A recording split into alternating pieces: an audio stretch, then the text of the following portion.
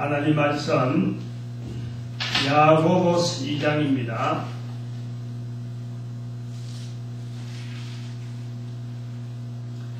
야고보서 2장 14절 17절까지 말씀, 야고보서 2장 14절에서 17절까지 말씀 한 절씩 교독합니다. 14절 말씀 제가 먼저 받들어 봉독드립니다. 내 형제들아, 만일 사람이 믿음이 있노라 하고 행함이 없으면 무슨 이익이 있으리요? 그 믿음이 능히 자기를 구원하겠느냐? 만일 형제나 자기가 헐고 이름할 양식이 없는데 너희 중에 누구든지 그에게 이르되 평안히 가라, 덥게 하라, 배부르게 하라 하며 그 몸에 쓸 것을 주지 아니하면 무슨 이익이 있으리요? 이와 같이 행함이 없는 믿음은 그 자체가 죽은 것이라. 아멘. 기도드립니다.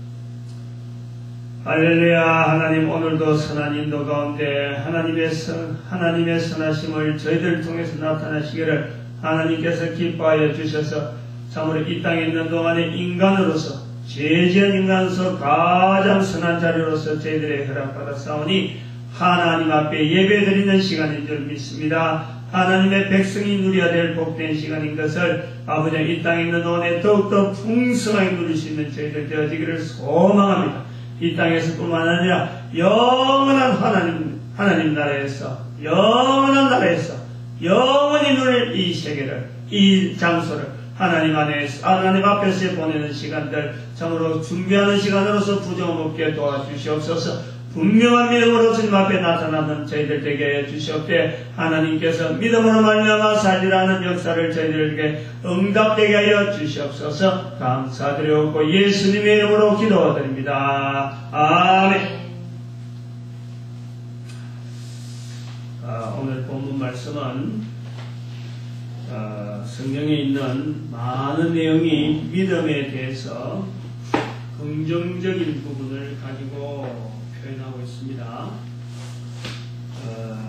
예를 들면 로마서 1장 16절에 내가 복음을 부끄러워하지 않았느니 하는 복음을 부끄러워하지 않는다. 그리고 17절에 보면 1장 17절에 로마서 복음에는 하나님의 의가 나타나서 믿음으로 믿음에 이르게 하나니 기록된 바 오직 의인은 믿음으로 말미암아 살리라 함과 같으니라 라고 말씀하는 믿음, 이것이 근간이 되어져 있는 교회에서 믿음이라 하면 참으로 굉장히 중요한 단어죠. 중요한 단어입니다. 믿음이라 하면 믿습니다 하면 모든 것이 넘어가는, 또 믿습니까? 믿습니다 하면 그 다음 더 이상 질문이 필요 없고 절대적인 표현이죠. 절대적인. 믿습니다 하면 절대적인 표현. 믿으라 하는 것이고 믿습니다 하면은 절대적인 답변이에요. 그리고 또 히브리서 11장 1절에 믿음은 바라는 것들의 실상이요 보이지 않는 것의 증거다. 믿음에 대한 또 표현을 설명을 하고 부가적으로 믿음은 보이지 않는 것의 증거다 하는 것을 또 설명하는 것이 보이고 있습니다. 데살로니가전서 1장 3절에는 믿음의 역사, 사랑의 수고, 소망의 인내 말씀하고 있습니다. 로마서 4장 3절에 성경이 무엇을 말하느냐? 아브라함이 하나님을 믿음에 하나님께서 믿었다라는 그것 때문에 하나님께서 저를 의로 여기시고 이것이 저에게 의로 여기신 바 되었다 하는 거예요. 그런데 이제 오늘 본문에 나오는 말씀을 보면은 14절부터 쭉 넘어온 사람이 믿음이 있노라 하고 행함이 없으면 무슨 이익이 있어요? 17절에 이와 같이 행함이 없는 믿음은 그 자체가 죽은 것이라. 마치 성경에서 아브라함부터 시작된 이스라엘 역사로 볼 때라도 그렇고 아브라함에게 이것을 믿음이 의로 여기신 바 되었다라고 하는 그 믿음, 또 로마서에서 바울이 오직 의인은 믿음으로 말미암아 살리라 하는 이 엄청난 내용의 믿음의 내용을 갖고 알리고 있는데, 히브리서에도 믿음은 바라는 것의 실상이다. 믿음을 아주 구체적으로 나타내려고 하고 있습니다.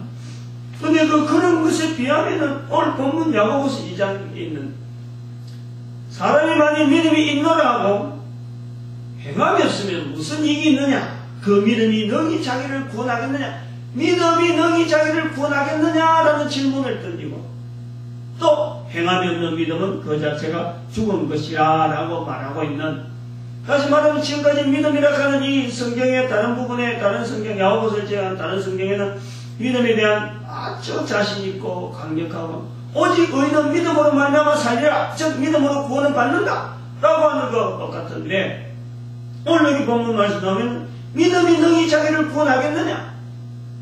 완전히 찬물이고 완전히 대응되어지고 반대적인 어떤 분위기를 보여주고 있단 말이에요.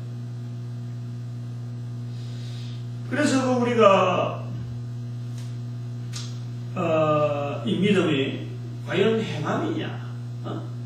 구원을 가지고 나는 오늘 본문 말씀하고 2장 14절 같은 경우 믿음이 너희 자기를 구원하겠느냐? 또 아까 로마서 1장 17절에 오직 너희는 믿음으로 말미암아 살리라 하는 그거 두 개를 대치시지하고 행함으로 구원받느냐 믿음으로 구원받느냐 요거 가지고 막 논쟁을 벌이는 그런 상황이 우리 교회 안에 있다. 뭐 그것이 단순한 논쟁이 아니고 이것이 하나의 교단이 형성되어지는 거죠. 교단이 뭐 장로교는 여기서 믿음으로 말미암아 구원받는다라고 말하는 일반적으로 그렇다는 거예요. 감리교는 행함으로 말미암아 구원받는다라고 하는 이 교단이라고 하는 특색 자체도 야고보서에 나와 있는 이 행함을 하나의 그 어떤 그 구원의 어떤 내용을 가지고 나타내려고 하고 구원하고 연결되어진 행함을 보고 또 장로교에서는 그거하고 다른 믿음이라는 것에 대한 그걸 하나의 어떤 주체적인 흐름으로 지금 보고 있는, 그래서 이러한 것이 과연 우리가 믿음이라고 하는 이 표현이 제대로 쓰여지는가? 과연 야고보서에 있는 이 행함 없는 믿음이 죽었다 할 때 그 믿음이라는 내용하고 또 로마서에 나오는 오직 의인은 믿음으로 말미암아 살리라는 그 믿음하고 같은 내용을 가지고 믿음이 있는데 그걸 믿음인데 하나는 믿음을 뭉개버리고 행함을 나타내려고 하고 하나는 행함 자체를 아주 무시하고 믿음 자체를 높이려고 하는 그 두 개의 어떤 대응되는 건가 하는 것도 우리가 한번 고려를 해봐요. 같은 성경에서 이것이 버젓이 존재하고 있는데 이걸 그대로 묵어놨고 단어는 절을 창걸 넣어서 표현한 단어는 똑같습니다. 믿음 똑같아요. 근데 그것이 로마서 나타나는 믿음하고 지금 야고보서 나타나는 그 믿음 자체가 똑같은 것을 겨냥하고 똑같은 환경을 나타내느냐, 그 단어가 나타나는 표현 자체가 겨냥하고 있는 내용 자체가 같은 거냐 할 때는 만약 거기 갔다가 하면 성경은 완전히 지금 이질적인 서로 상반된 걸 갖고 주장하는 하나의 논리밖에 안 되는 거예요. 성경은 절대 그렇지 않다. 로마서에서 말하는 믿음과 단어는 같아요. 야고보서에서 말하는 믿음이란 단어는 같은데 그거 겨냥하는 내용이 환경에 따라서 환경. 그걸 우리가 놓치면 안 되죠. 일단은 로마서에서 말하는 믿음은 말이죠. 행함 있는 믿음 자체를 가지고 믿음이라고 하는 거고, 야고보서에 나오는 믿음은 행함이 없는 믿음을 이야기를 하는 거죠. 행함 자체가 포함되어 있었는데 그런 포함이 안 되어 있으면서 믿음 하니까 원래적인 로마서에 있는 원래적인 행함이 있는 믿음 그거를 끄집어내 주려고 지금 지적하고 있다는 거예요. 그러면은 단어는 같은 단어라도 거기서 표현하고자 하는 내포되어 있는 어떤 지향하는 어떤 환경은 전혀 다른 것을 우리가 겨냥하고 있어요. 다시 말씀하면은 사도 바울이 말하는 그 믿음이라는 것은 이스라엘 백성들이 지금까지 살아왔던 수많은 역사 가운데서 믿음의 흔적들의 수많은 발걸음들 자체가 분명한 발걸음, 즉 믿음의 발걸음, 즉 살아왔던 삶의 발걸음, 그거 자체를 믿음으로 잡는 것이 믿음으로 말미암아 살리라라는 것이고, 지금 여기 야고보서에 나오는 믿음을 지적하려고 하는 것은 그런 사람들의 살아온 양상을 믿음이라는 사도 바울의 그 의도 자체는 생략해버리고 그걸 받아들이 이야기를 듣고 그런 것이 믿음이구나 하고 나도 믿습니다 하고는 생활에서 믿는다라고 말은 하지만은 전혀 그런 사람들이 살아온 발자국은 전혀 없다는 거지. 그러면서 나도 그들에게 동일하게 믿는다 하고 말을 하려고 하는 그들의 그 잘못을 대해서 지적하는 거예요. 지적. 그래서 행함는 믿음. 그 앞에 사례를 냈어요. 사례를. 15절 보니까 만일 형제나 자매가 헐벗고 일용할 양식이 없는데 너희 중에 누구든지 그에게 이르되 평안히 가라 덥게 하라 배부르게 하라 하면 그 몸에 쓸 것을 주지 아니하면서 이익이 없는데 실제로 행동도 하지 않으면서 이 사람 가면은 평안해질 것이다. 이 사람 지나가면은 덥게 될 것이다. 라고 말을 하고서 보낸다 하면 무슨 그것이 믿음이냐. 믿느라고 가라. 믿는다고 가면은 먹을 거 생긴다. 믿느라고 가면은 날 몸이 더워진다. 그렇게 하는 것은 결코 믿음이 아니라는 거예요. 덥게 해주고 먹을 양식 주고 그러면서 생활을 하게 만들어주고 그 환경 속에서 믿음을 가지고 생활하고 나아갈 수 있도록 만들어주고 그걸 겨냥하는 거예요. 그런 행동들을 뒤에여라 따라가게 하라 하는 것을 겨냥하는 것이 야고보서에 나오는 이 믿음을 나타내려고 하는 겁니다. 같은 내용이 사도 바울이 말하는 믿음도 야고보서 말하는 믿음도 같은 믿음을 이야기를 하려고 하는데 야고보서는 로마서에 있는 그 믿음의 내용에서 빠져있는 그 내용을 이제 보충하려고 하는 거죠. 로마서에서 빠져있는 건 아니지만 그거 쓰는 사람들이 행함도 없이 나도 믿노라 하고 말하는 그런 말을 이렇게 보충하려고 행함이 있거라. 행함이 있어야 로마서에 있는 믿음으로 갈 수 있다라는 것을 이야기를 해준다. 그것을 우리가 비춰봐야 되는 겁니다. 그런데 오늘 이 본문이 이제는 우리가 지적을 하고 넘어가려고 할 것은 사실은 이 행함이 없는 믿음이라 하는 자체가 오늘날 우리 교회에서 그야말로 그대로 이 말씀의 표현 그대로 교회에서는 그대로 행함 없는 믿음이라 언어를 쓰면서 그 단어의 의미는 자기는 지금 로마서에 있는 믿음을 쓰고 있다고 착각하고 있다는 착각하고 요걸 지금 지적하려는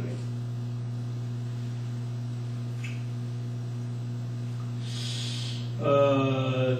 이 믿음이라고 하는 이 표현은요, 사실은 우리 인간들이 가지고 있는 인간들이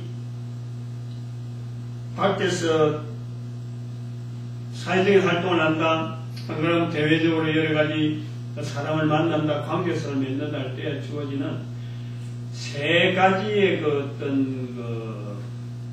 이 표현 형태, 안 그러면 세 가지의 어떤 인간 구성에 뭐랄까요, 형태적인 어떤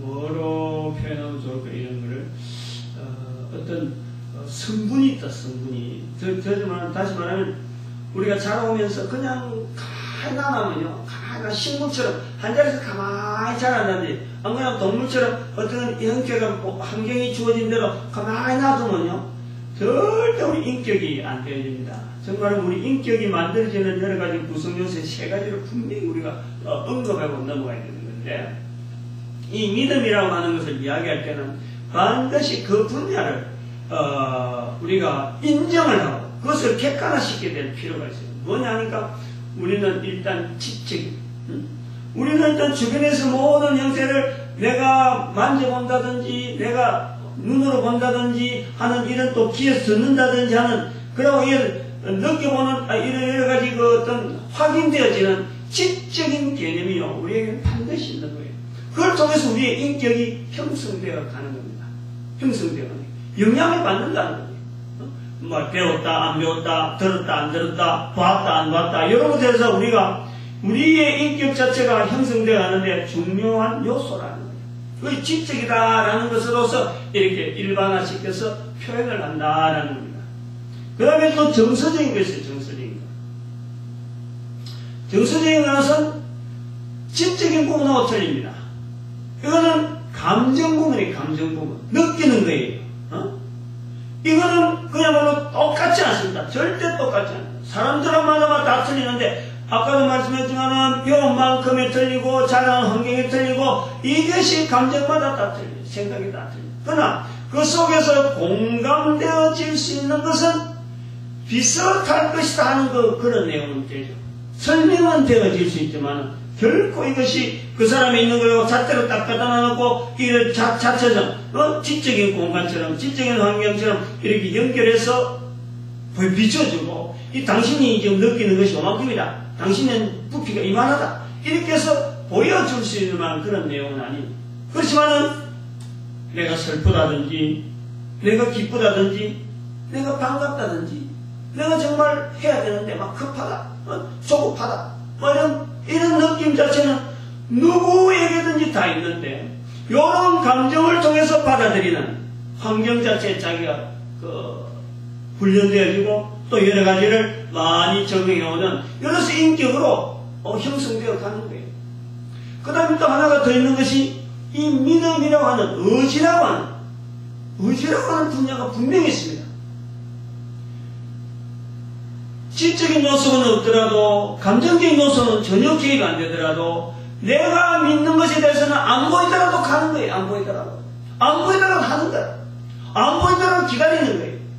안 보이더라도 내가 끝까지 그 일을 맡아 나가는 거예요. 이거는 우리가 가정에서요 이 여러 가지를 설명하기 내용은 너무 가정에서는 이런 환경이 너무 좋습니다. 그러나 이 믿음에 대한 설명은 가장 설명할 수 있는 것은 가정밖에 없다 할 정도로 가정이 분명하게 되는데 부모님들이 자녀들에 대한 기대하는요. 이건 바로 우리 믿음의 수준입니다. 믿음의 수준. 애들이 아직 크지도 않았잖아요. 애들이 무슨 일 하려고 보는. 그런데 그 애에 대한 기대는요. 대단하다. 그야말로 믿음은 바라는 것이 실상이라 할 정도로 그 부모들이 자녀에 대해서 바라는 그 기대는 그것이 바로 믿음이라는 거예요. 이제 그러한 것을 통해서 부모가 자기에게 바라는 그 기대를 그 통해서 자녀는 자라면서 자기의 믿음을 자꾸 이렇게 섭렵하는 거예요. 주변에서 학교에서 배우는 공부를 통해서도 이렇게 하면 이렇게 될 것이다. 그럼 응용을 해보는 거예요.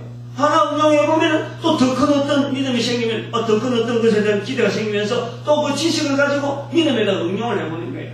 그래서 지정인은 인격을 요소하는데 분명한 요소지만은 이것을 각각 나르게 지적인 요소를 갖고 정적에다가 잣대를 댈 수 없고 믿음이라는 요소를 가지고 지적인 요소에다 잣대를 대가지고 이건 이렇다 저렇다 판결이 안 되는 겁니다. 판정이 안 되는 거예요. 단지 지적인 요소를 가지고 감정적인 요소를 판정했을 적에 잘못되다 잘되다는 것은 그건 외부에서 드러나는 거예요. 밖에서 드러나는 이런 것을 우리가 염두에 두고 있을 적에 왜 우리가 행함이 없는 믿음이라는 그 자체를 중으시라 하는 이 말씀 자체를 오늘 이 교회 속에서 이것이 일반화되어져서 이것이 어떻게 영향이 되어지는 우리도 지금 착각을 하고 있고 또 이것이 영향이 돼서 이 사회에 어떤 영향을 미치고 있는가 하는 것을 우리가 점검을 해봐야 되는 거예요. 일단은 교회 안에 쓰고 있는 이 믿음이라 하는 이 말 자체가 야고보에서 쓰고 있는 믿음과 로마서에 쓰고 있는 믿음이 분명히 가능은 같더라도 그가 지향하는 환경이 다르다 하는 것을 인정을 해야 되고 그 다음에 이 말 자체가 행하면 믿음을 잘못 썩성으로 말미암아 행하면 믿음을 썼기 때문에 오늘 우리 사회와 오늘 우리 교회 안에 들어있는 우리가 어떤 영향을 지금 받고 있는가 하는 것을 우리가 살펴봐야 됩니다. 우선 첫 번째 지적에서 믿음이라고 하는 요소 자체가 우리 한 사람이 한 사람이 가지고 있는 요소 자체는 것은 사람의 키가 다르고 먹는 왕이 다르시 믿음이라는 것도 전체가 다 틀려요. 국민학교 배우는 것이 다르고 중학교 배우는 것이 다르듯이 배울 때 들어갔던 학교 자체가 다르고 같은 학교 들어가도 등수가 차이 나듯이 지식도 굉장히 차이가 있는 겁니다. 똑같은 내 수업 들어가서 똑같은 교사 밑에서 배웠다고 해서 똑같은 지식이 되어지는 거 아니에요. 마찬가지로 우리에게 주어지는 이 믿음이라는 것은 정말 천차만별. 그래서 지적이 세계가 그 사람의 환경적에서 차지하는 요소가 어떤 사람은 지적인 부분이 강할 수 있고 어떤 사람은 정적인 부분이 강할 수 있고 어떤 사람은 믿음이라고 하는 이 의지적인 부분이 강할 수가 있는 이런 분야 자체가 각 사람마다 분배가 다르는데 그 분배가 다른 사람들이 모여가지고 한교에서 예배드리면서 똑같은 믿음으로 우리가 고백한다는 것은 이것 자체를 생각하는 자체가요. 이게 잘못된 거예요. 이거죠. 우리 교회는 어떻게 무슨 중심 그런 구호를 외친다고 해서 똑같은 믿음으로서 고백한 믿습니까? 그렇다고 해서 믿는다고 본다는 건요. 전혀 우리가 착각하는 거예요. 참, 그것을 지적을 하는 거예요. 그것을 찾아내자는 거예요. 행함이 없는 믿음이 왜 죽은 것이냐 하고 여기서 나오는 행함을 믿음에 대해서 말씀이 나오냐면 말이죠. 바로 이런 부분에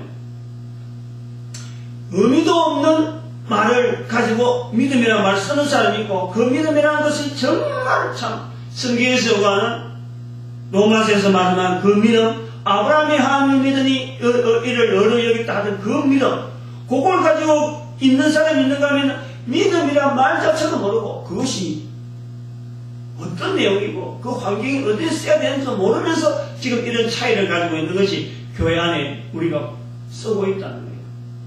쓰고 있는 거예요. 그런데 그것을 교회에서 그걸 문제로 삼지 않고 믿습니까? 라면 믿습니다라는 말 속에 모든 것을 다 통하는 거로 우리는 지금 정착이 되어 있다. 우리 문화 형식으로 되어 있다. 믿는 사람, 믿는다, 믿습니다. 요거 한마디면요, 전부 다가 교회 다니는 사람으로 다 인정을 할 정도로 이 믿는다는 말이 홍수가 됐거든요. 홍수. 그런 말 자체가 지금 믿음, 행함 없는 믿음으로 야고보에서 지적을 한다는 거죠.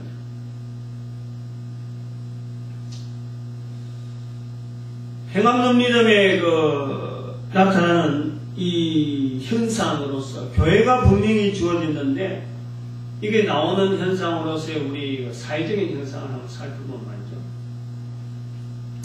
믿습니다 하면은 우리는 대개 다 교회 다니는 사람으로 아는 거죠. 그만큼 믿음을 지금 일반화되어야 됩니다. 사회에 영향을 미친 하나의 단어로서도 믿음이란 말이 나옵니다. 그런데 그 사회에서 나오는 이 믿음을 다시 이제 교회에서 정리를 해보면 말이죠. 수고했다는 거예요. 우리 교회가 지금 믿음이란 말 써서 사회에 영향을 줬는데 이 사회에서 쓰고 있는 믿음이란 말 자체를 이렇게 걷어보면은 이게 말이죠. 무상화 배철하는 것도 믿는다 그러고 조상들을 믿으니까 그렇게 말하는 또 부처를 믿으니까 믿는다는 거예요. 우리도 믿는 데가 있다라고 반발하는 형식으로 돌아간다는 거지. 교회가 믿음에 대한 이것을 남발하다 보니까 사회에서 영향을 주긴 줬는데 이것이 올바른 믿음에 대한 내용이 아니고 다시 해서 거꾸로 옳은 믿음을 잘못 쓰고 있는 그 내용을 다시 교회 앞에 비춰주는 거예요. 우리가 쓴 믿음이 얼마나 잘못 썼느냐는 것을 사회를 통해서 우리가 보는 거예요. 그러면 교회는 이 믿음을 지금 잘못 쓰고 있다고 봐야 됩니다. 우리가 잘못 썼기 때문에 사회가 지금 믿는다 말을 아무데나 지금 연결했구나. 이게 믿는 게 그런 게 아닌데.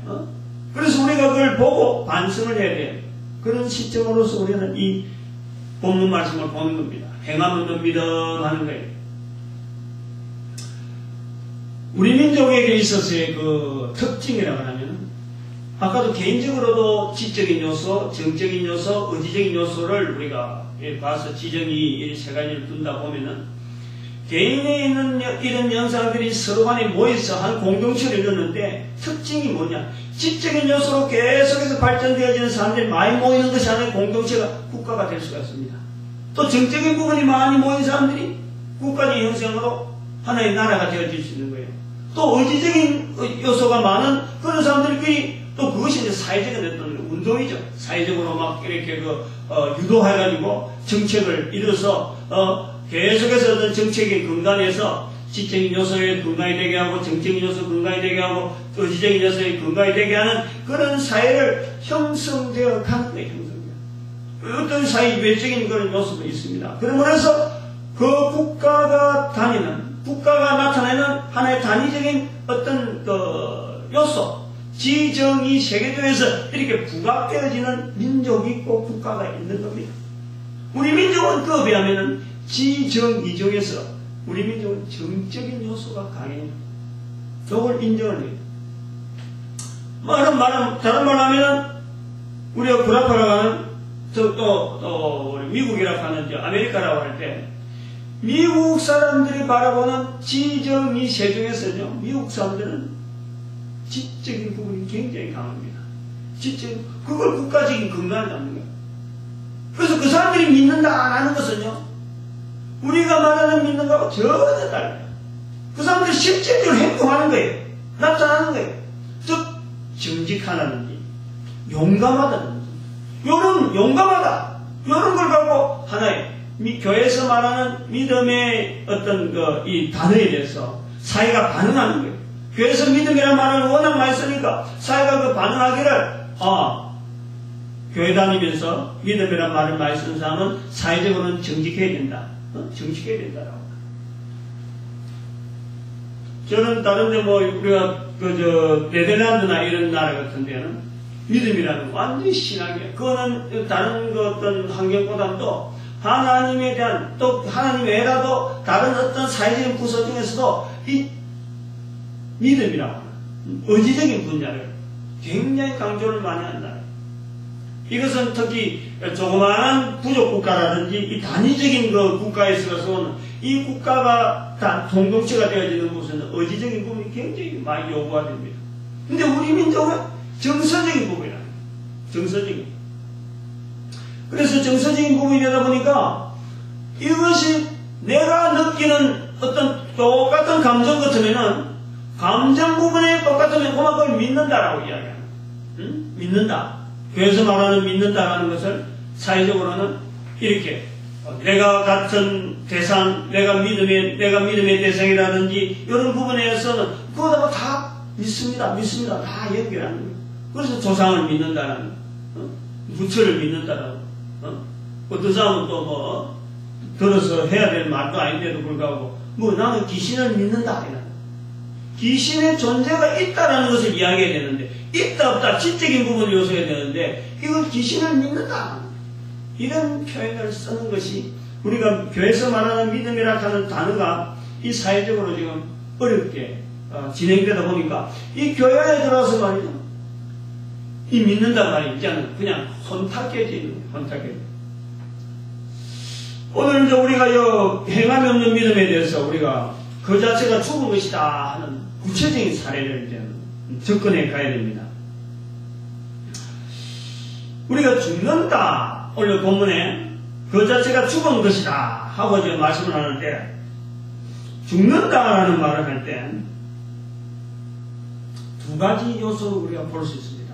죽는다는 것은 몸이 죽을 수가 있는 거예요. 몸이 죽을 수가 있습니다.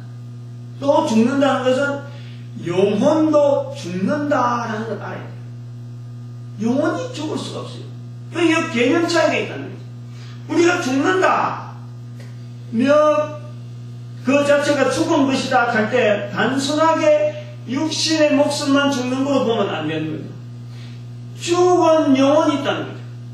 죽은 영혼이라고 해서 그야말로 생명이 완전히 꼴깍 없어지고 행체가 완전히 없어지는 그런 거예요. 영혼에 죽는 것이 있고 육신에 죽는 것이 다를 뿐이지 죽는다라고 표현할 수 있는 건 있다는 거예요. 육신의 죽음은 그야말로 코로 숨쉬는 것이 끊어질 때는 육신의 죽음이 될 수가 있습니다.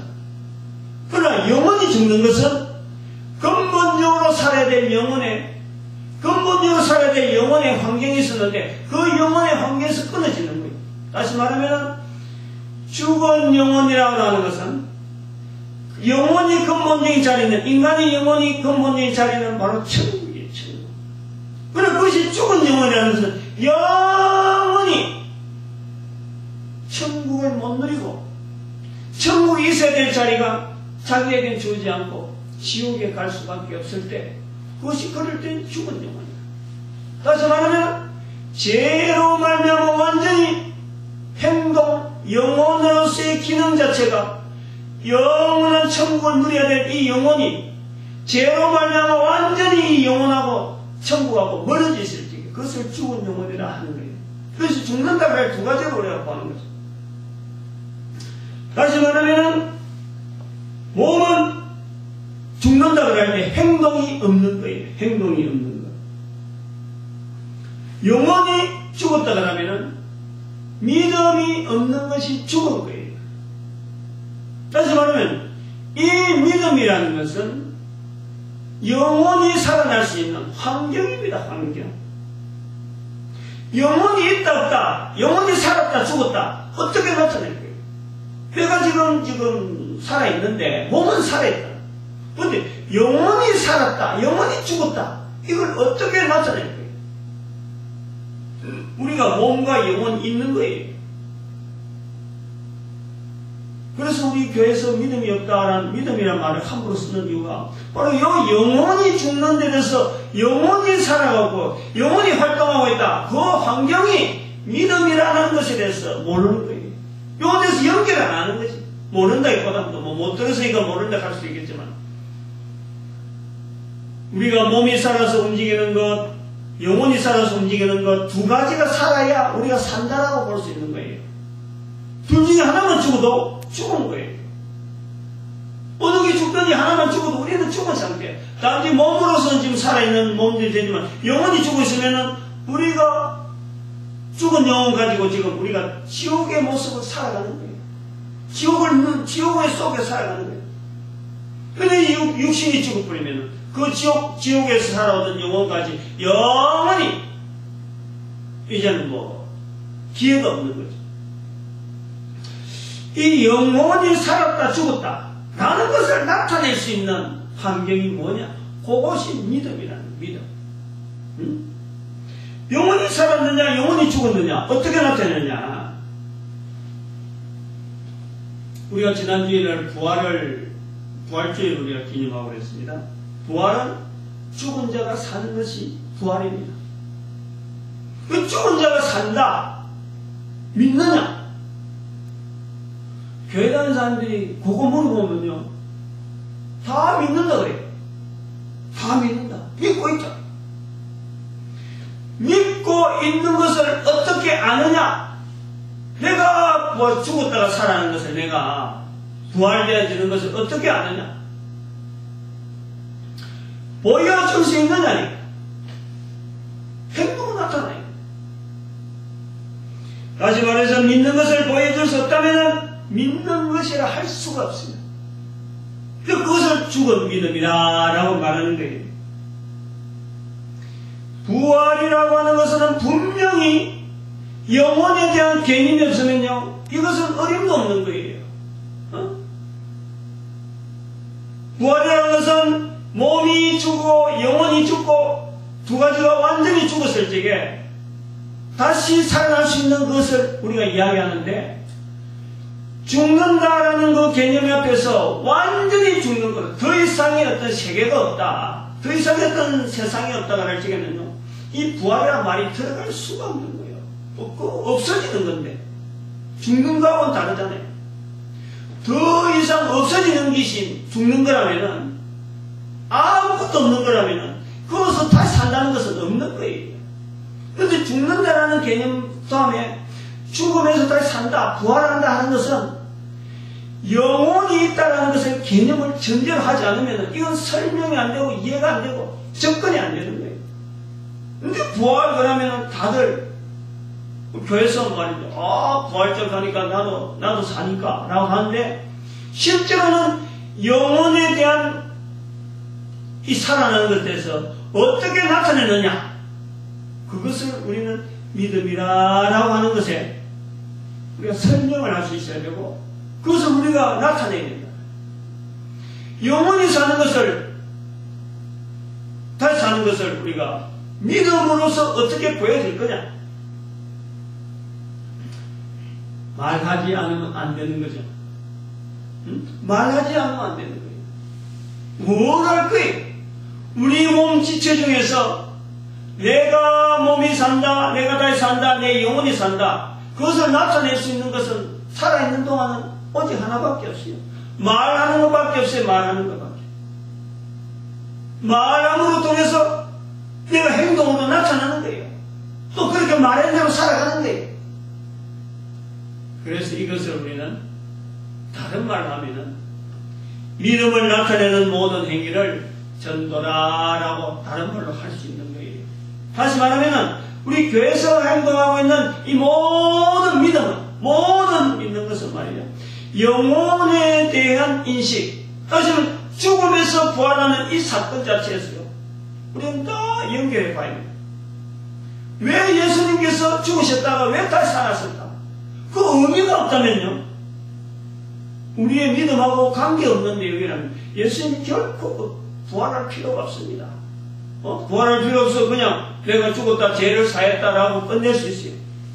그러나 죽음에서 살아내야 될 그게는요, 바라보는 모든 자들 하여금, 예수를 따르는 모든 자들 하여금 구세주라고 말할 수 있는 그 계기는 바로 영원히 살아나는 어마어마한 사건을 현상으로 보여주는 거예요. 설명이 좀 어려울는지는 모르지만 우리가 부활하고 이게 믿습니다, 부활을 믿습니다라고 하는 그 표현 속에 너무나 이 믿는다라고 하는 이 표현을요, 너무 쉽게 갖다 주면서 자기는 전혀 부활하는 이런 생활 자체가 나타나지 않고 있는, 부활 전에만 부활이고 부활절 지나가면 내하고 부활하고는 전혀 관계없는 생활을 하면서 교회 와서는 믿습니다라고 말하고 있다는 거죠. 말을 하고 있다는 거죠. 부활이라고 하는 그 속에는 분명히 영혼에 대한 확실한 삶의 어떤 새로운 어떤 형태고 새로운 어떤 달라지는 건데, 지금까지는 죄로 말미암아 죽었던 그 영혼이 죽어 있었던 거죠.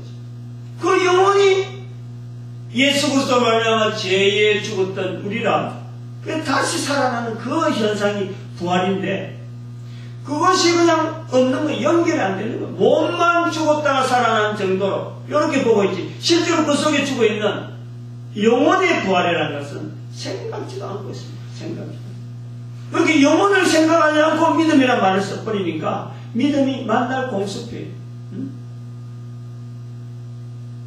다른 사람한테 믿음을 나타내려고 하지 아니하고 믿는다는 것의 차이를, 어느 누가 그런 말을 쓰더라도 도대체 믿는다는 말에게 차이, 뭘 믿느냐라고 물어본 말이죠. 대답할 말이 없는 거예요. 대답할 말이 없을 수밖에 없는 것은 믿음에 대한 이 어떤 그 핵심 요구, 원하는 것, 그 방향, 이게 바로 죽은 자의 부활. 여기에서 연결되지 않으니까, 죽은 자라고 할 때 육신이 죽었다가 육신은 그냥 가만히 있으니까 그것은 부활이라는 게 무슨 그 의미가 있습니까? 어제도 오늘도 내가 지금 살아있는데 거기서 부활절 한번 지났다고 해서 내가 달라질 게 뭐가 있습니까? 그럼 무슨 의미를 두고 있는? 보이지 않는 나에게 분명히 있는 이 영혼이 죽는 것에 대해서 우리는 부활이라고 하는 단어가 들어가는 거예요. 예수 그리스도께서 바로 그 영혼에, 죽은 영혼을 살리려고, 그리고 우리에게 온전한 영원한 천국에 대한 분명한 소망을 가질 수 있도록 우리에게 허락해 주시려고 예수님께서 부활하신 거예요. 그 일을 내가 믿느냐. 그래서 믿음은 보이지 않는 것이라고 할 때가, 보이지 않는 것이 뭐예요? 육신에서 비하면 보이지 않는 것이 또 있다는 거죠. 내 몸에 보이는 것이 있고 보이지 않는 것이 있다는 거예요. 그것이 뭐예요? 육신이 있으면 영혼이 있다는 거예요. 그 육신을 통해서 영혼을 통해서 육신을, 이 두 가지가 똑같이 결합을 해야 우리의 올바른 믿음이라고 하는 표현 자체가 적용이 되어지는 겁니다. 그러므로 해서 내가 영원히 산다, 내가 부활을 믿는다, 내가 예수님을 믿는다 하는 이 말들에 믿는다라는 단어가 연결되어질 수 있고 온전히 바르게 쓰여질 수 있다라고 보는 겁니다.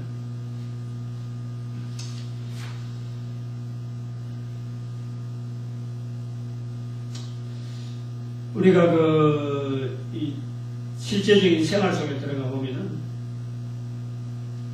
70인 전도대 운동을 해서 지금 참 전도 활동도 그렇지만 사실 70인 전도대 운동은 내 이웃을 내 몸과 사랑하는 그 부분에 이 접목이 되어야 됩니다.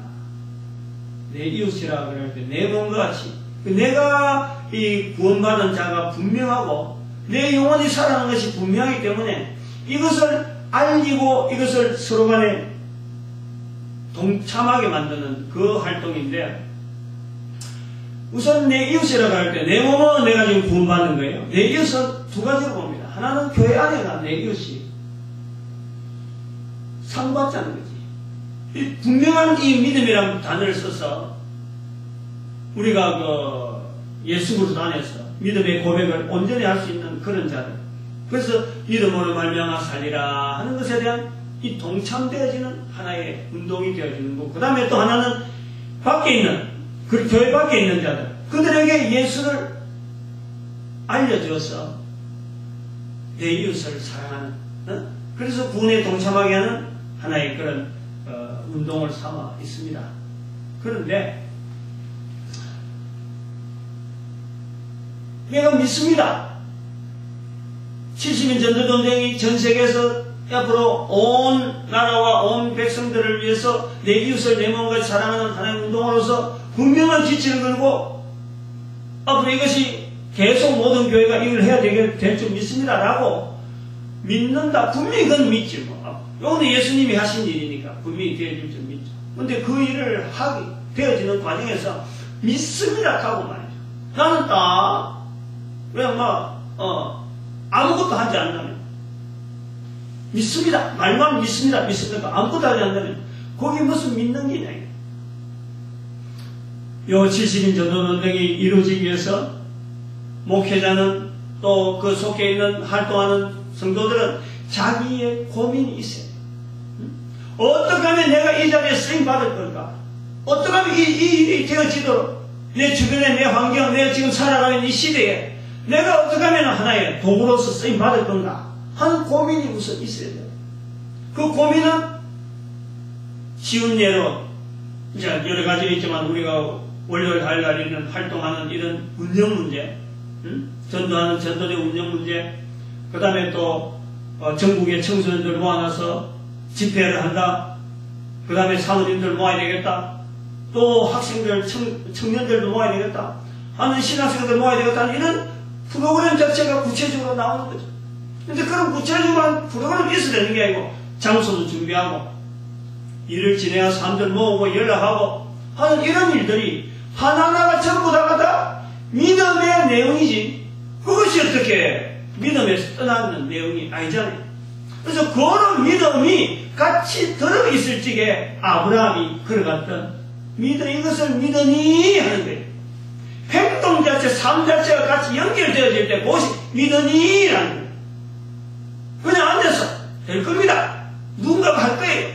이건 아주 존귀하고 이거는 하나님의 명령이기 때문에 누군가 할 것이다 하고 나는 하지 않고 누군가가 해주기를 바란다고 어느새 자연이 될 것이다 라고 기다리고 있다면 그것은 행함 없는 믿음이 되는 거예요. 아주 우리가 이 부분에요 철저하게 우리가 훈련받아야 됩니다.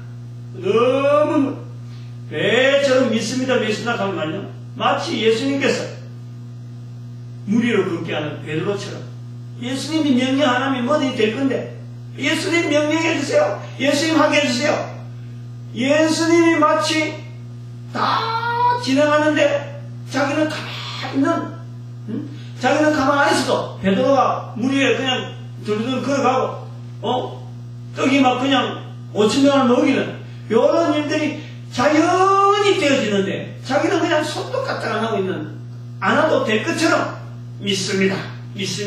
하나님이 하시면 못할 게 없습니다. 우주 만물을 만드신 하나님 뭐 못할 게 있습니까? 라고 믿는다라고 말을 한다면 그것이 바로 행함없는 믿음이다. 반드시 믿음은 자기에게 주어지는 믿는다라고 하는 그 어떤 내용이 나오면 거기에 내가 어떻게 거기에 쓰임받을 건가? 내가 거기에 어떤 도구로서 어떻게 그 믿음의 현장에서 내가 동참할 건가? 자기의 삶이 들어가지 않으면요, 그건 믿는 게 아니에요. 절대 아니에요. 부모님들 보십시오. 한 아이가 어릴 때 아무것도 없는, 손에 뭐 잡아주는 힘도 없는, 잡을 힘도 없는 그런 애한테 인생을 맡기는 거예요. 인생을. 앞으로 이 아이가 커서 어떻게 될지는 모르지만 이 아이는 분명히 한 생명으로서 엄청난 일을 할 것이라는 거죠. 엄마는, 아버지는, 부모님들은 그 자녀에게 대해서 기대를 하는 거예요. 행동하지 않고 쟤는 이제 티가 났으니까 지가 알아서 먹을 거다, 지가 알아서 뭐 밥 챙겨 먹고 가만히 있으면 잘할 거다, 그런 부모 아무도 없습니다. 행동이 따라가요. 행동. 삶이 따라가요. 그래서 그 삶 자체가 방향성이 있어요. 방향이. 바로 예수 그리스도께서 말씀하시는 천국이 가까웠다 하는 그 말씀은 방향이 있어요. 제일 지금 중요한 것은 믿음은 우선 내가 믿음의 현장에서 내가 분명히 믿음의 현장에서 내가 있어요. 내가 고백하는 말, 그것에 내가 행동해지는 내 삶 자체가 분명히 있어야 되고 그 삶의 방향이 어디냐? 천국으로 향해. 이것이 믿음의 삼박자라 할 수 있어요. 믿음의 삼박. 첫 번째는 내 입의 고백. 내 영혼에 대한 분명히 살아남고, 그리고 내가 내 이웃을 내 몸같이 사랑하라 하는 그 지대한 명령 앞에 이웃을 향해서 하나님의 나타나는 그 삶이 내한테, 하나님이 나타나는, 하나님을 나타내려고 하는 그 삶이, 그 믿음이 내 삶 속에 나타나요. 같이 동참해요. 그리고 그 방향이 어디냐? 천국을 향해서 나타나요. 이런 것을 한마디로 하면은 전도라 할 수 있어요. 그래서 예수님께서 말씀하는 내 정인이라는 건요, 바로 믿음을 풍성히 쓸 수 있는 환경을 우회적으로 다른게 표현한 하나의 표현이라고 봅니다. 전도라고 볼 땐 그렇죠. 정인이라고 볼 땐 그렇다는 거고, 하나님께서 우리에게 천국이 가까웠다라고 말씀하시는 그 가까웠다는 것은 바로 이 믿음 자체를 방향성을 천국으로 두고, 내 믿음을 나타내는 방향성을 천국으로 두고, 내 살아가는 모든 삶의 환경을, 전도적인 삶의 환경을 만들 수 있는 하나님의 엄청난 축복의 말씀. 그것을 우리는 바라보는 거죠. 바라보는 거죠. 그래서 그것은 믿음은 바라는 것들의 실상이라, 내가 바라는 대로, 내가 원하는 대로, 왜냐하면 방향 자체가 천국이고, 또 내가 살아가는 것이 다른 사람의 영혼을 위해서 하나님이 나타난 내 믿음을 나타내거나 내 삶 자체가 다른 사람을 위해서 살아가는 거니까. 그리고 그것도 살아가는 내 믿음을 빗대서 나타내고자 하는 거니까 같이 공감할 수 있고 공통되어지는 이런 믿음에 대한 표현들이 우리 교회가 다시 새롭게 만들어야 될 그런 내용이 아닌가 봅니다. 자, 우리가 이 사회에 대해서 여러 가지 그 책임적인 그런 자세를 많이 가져야 되는데, 오늘날 그 교회라고 하면은 우리 한국 교회는 그래요. 한국에서는 얼마나 많이 부정적으로 반응하는지 모릅니다. 특히 그 타겟화 되는 게 목사예요, 목사. 지금 앞으로 인터넷 시대라서요. 이제 얼마나 말이야 비평이 부정적으로 나오지만 한 번 부정적으로 나오면은, 한 번 나오면은 두 번 하기 쉽거든.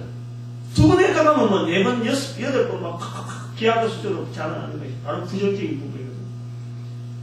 교회가 사회 앞에 부정적인 영향을 끼치기 때문에 지금 인터넷이라 하는 이 평가, 뭐 네티즌들의 그 이런 반응이 표현하는 건요, 뭐 천차만별이기 때문에 어느 하나가 아무리 좋게 표현하려고 해도 목사라든지 교회라든지 이런 언어가 들어가면요, 부정적으로 평가가 나옵니다.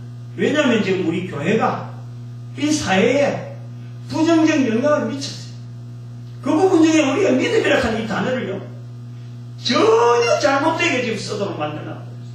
믿음이라는, 우리나라 믿음은 지금 믿음이라는 것에 대해서 믿음이 뭐다라는 것을 나타낼 만한 어떤 민족적인, 우리 민족이 교회에서 쓰고 있는 믿음 자체를 우리가 받았는데 그 믿음에 대해서 우리는 어떻게 해석해서 우리는 어떤 방향으로 나가야 되겠다는 이런 방향성을 제시하지 못하는 그런 내용에서 우리는 믿음을 쓴 거예요.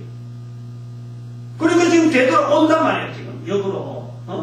도대체 교회가 한 게 뭐냐? 사회에 영향을 준 게 없단 말이에요.